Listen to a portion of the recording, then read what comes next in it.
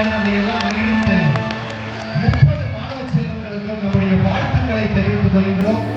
பயிற்சிகளுக்கு நடன மாஸ்டர் அப்பா அவர்களுக்கும் ஒப்பனை அழகு செய்ய அலங்காரம் செய்த ஆசிரியர்கள் அத்தனை வாழ்த்துக்களையும் தெரிவித்துக் கொள்கிறோம்.